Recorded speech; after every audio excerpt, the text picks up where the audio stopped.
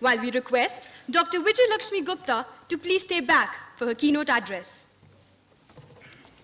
Dr. Vijay Lakshmi K. Gupta joined Telecom Regulatory Authority of India as member in March 2013. Ma'am has served as member in Telecom Commission, Additional Secretary in Ministry of Women and Child Development, and Joint Secretary in the Ministry of Defense. During her service in the Defense Accounts Department, Ma'am directly contributed to formulation, scrutiny, and finalization of high-value proposals for modernization of defense forces and provision of amenities to the troops. Ma'am's area of special interest was in strengthening internal audit due to commitment to higher standards of probity, transparency, and accountability in public spending. In the Department of Telecom, Ma'am headed the Interministerial Committee that finalized the design of the auction of 3G spectrum. As member in Department of Telecom, Ma'am initiated pilot projects to provide mobile telephone connectivity to women's self-help groups, and then imparting them training as a part of corporate social responsibility. She has been an invited speaker at many national industry and academic forums, and has addressed national and international gatherings on a variety of issues related to management, telecommunications, defense, procurement and government, etc. Ma'am, SITM welcomes you to Communique 15. I request Ma'am to kindly preside over the keynote session and share her views.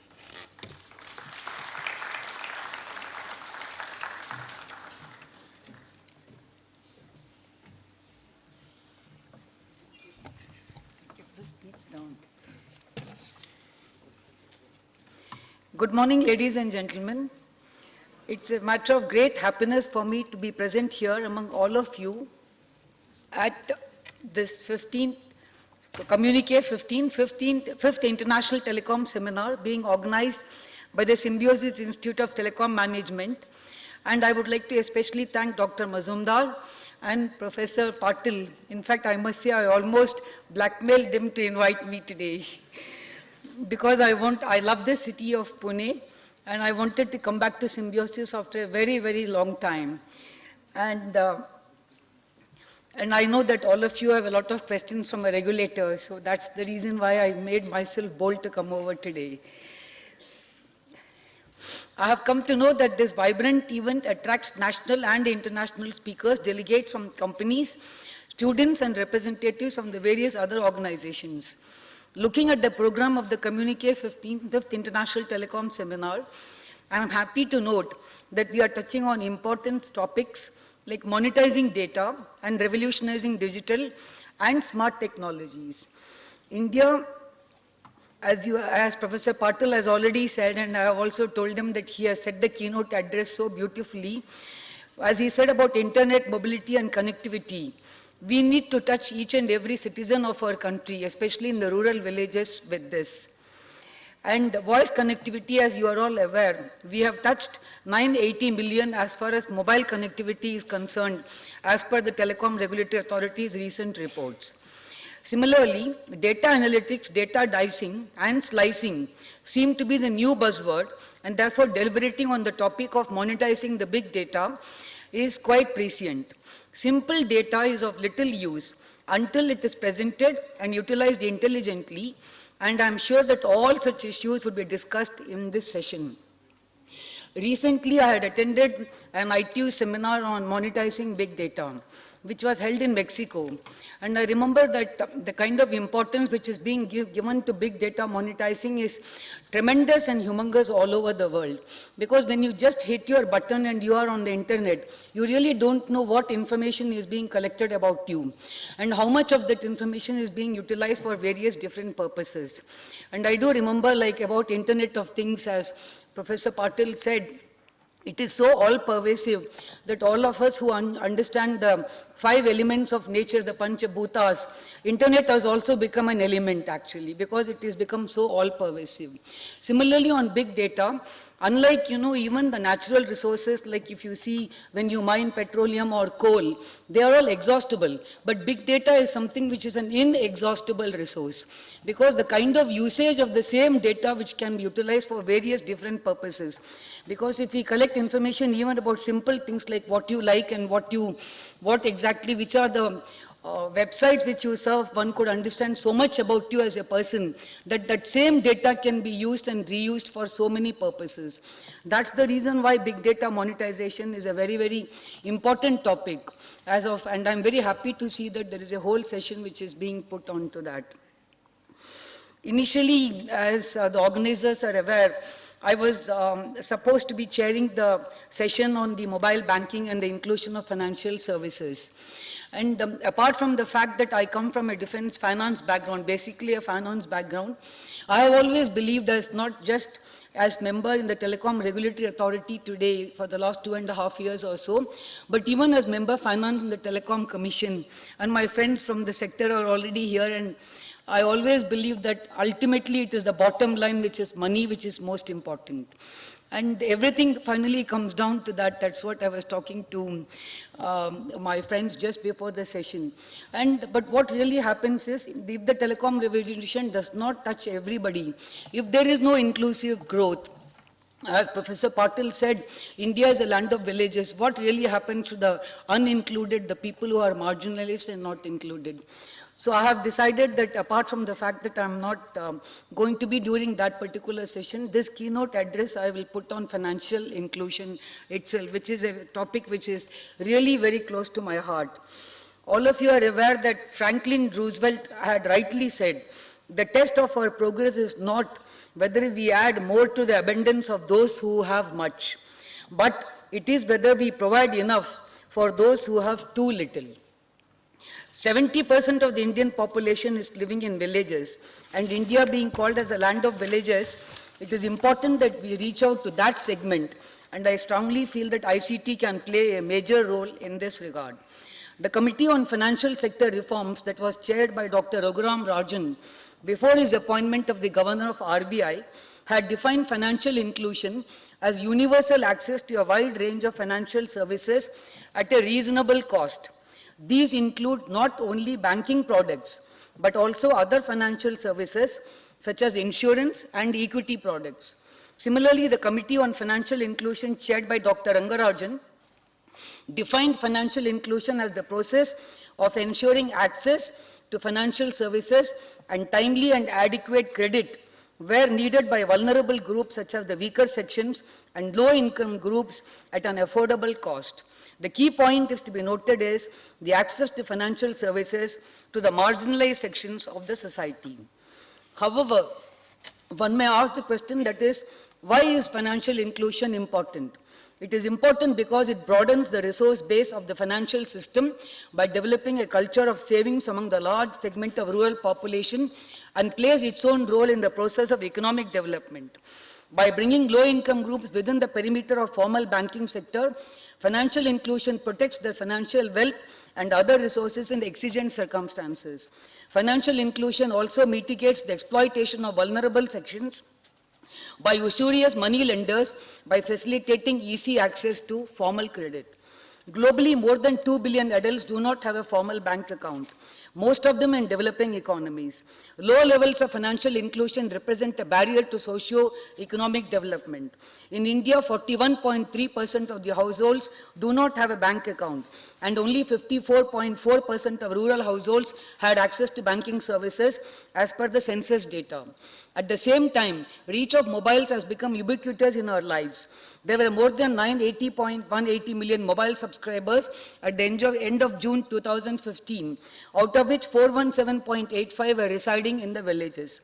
I strongly therefore feel that the next revolution will be through the mobile payments. Mobile money, also known as branchless banking, brings much needed financial services to the unbanked in the developing world. Leveraging ubiquitous cellular networks, these services are now being deployed as smartphone applications, providing an electronic payment infrastructure where alternatives such as credit cards generally do not exist, and also because of the traditional brick and mortar structures have not been able to deliver. The majority of modern commerce relies on cashless payment systems. Developed economies depend on the near instantaneous movement of money, often across great distances, in order to fuel the engines of the industry. These rapid, regular, and massive exchanges have created significant opportunities for employment and progress, propelling forward growth and prosperity in the participating countries. Unfortunately, not all economies have access to the benefits of such systems, and throughout much of the developing world, including India, physical currency remains the de facto means of exchange. The provision of mobile banking to underbanked or the unbanked population could be the quickest way to achieve the objective of financial inclusion, to extend the financial services scope of the organized financial system to involve within its ambit people with low income. On the demand side, mobile banking will make the banking services and products immediately and easily accessible. Meanwhile, on the supply side, it will be cost effective. It will save cost for providing physical access, that is the mortar and the bricks, and become an economic proposition for banks to handle transactions based on small value made by the low-income citizens. According to a recent survey from a global management consultancy firm, Bain & Company, roughly 35% of all banking interactions occurred on mobile phones. At the beginning of 2015, mobile penetration, counting unique subscribers in developed markets, was 79% compared to 45% across the developing world. There are broadly three different models being pursued for enabling mobile banking. One, the bank-led models, where the banks are utilizing mobile phones as an alternate channel for users to access their bank accounts. These typically are replicating their online banking services on the mobile phone platform. The banks are using mobile phone as an additional channel for the customer to conduct the transactions. Most popular applications are to buy goods using the mobile phone, and payments are debited from the customer's phone. Operator-led models, where the operators are enabling the customer to purchase goods through their mobile phone. These payments are either debited from their prepaid cards or charged to the customer for their postpaid bills.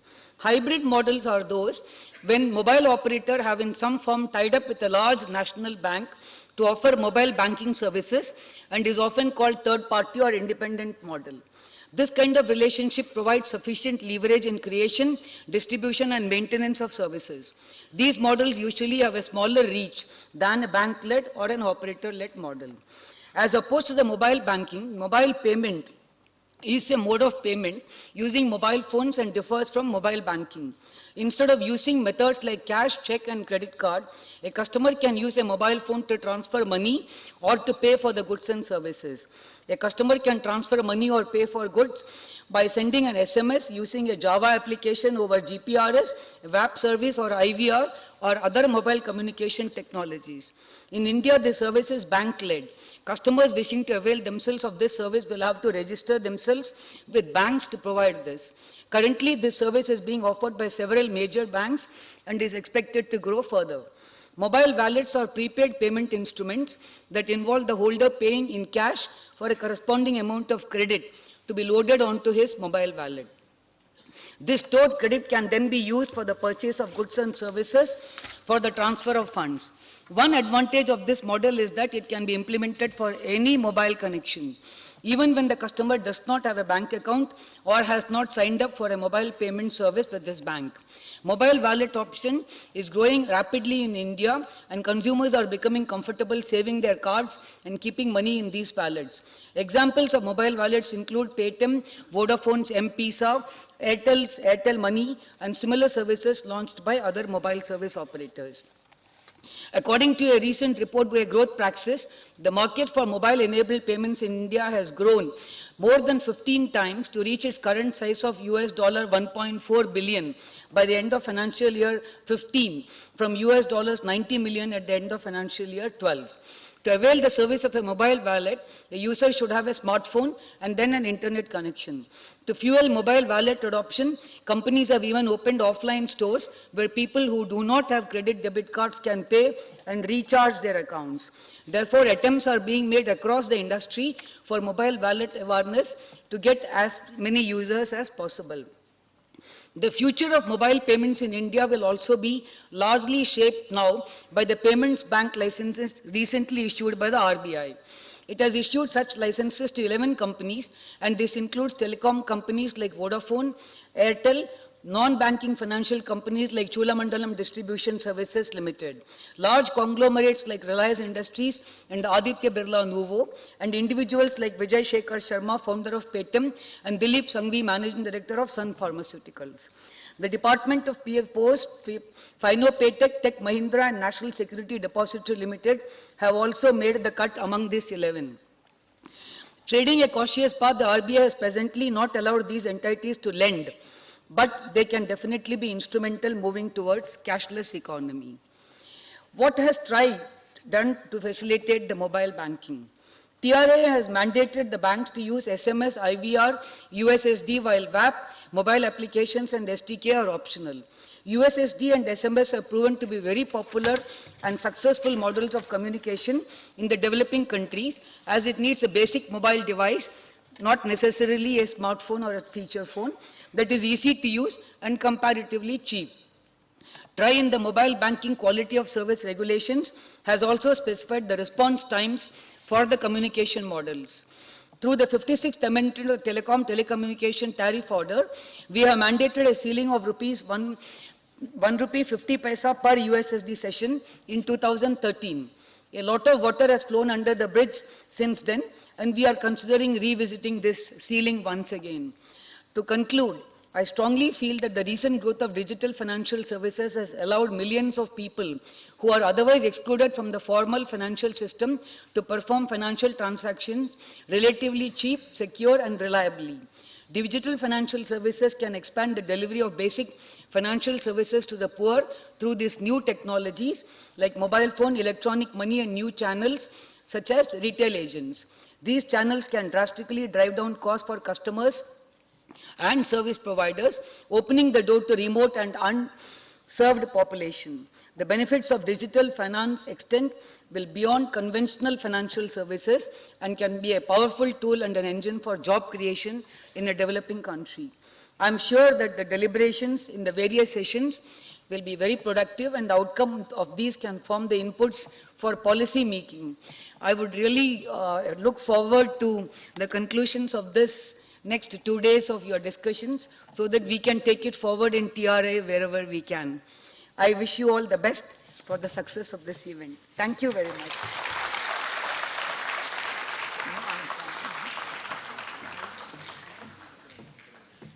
Excuse me.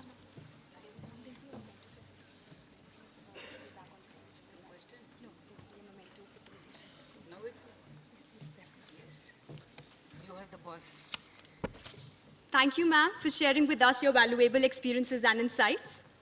I now invite my colleague to facilitate ma'am with the memento as a token of our gratitude and appreciation.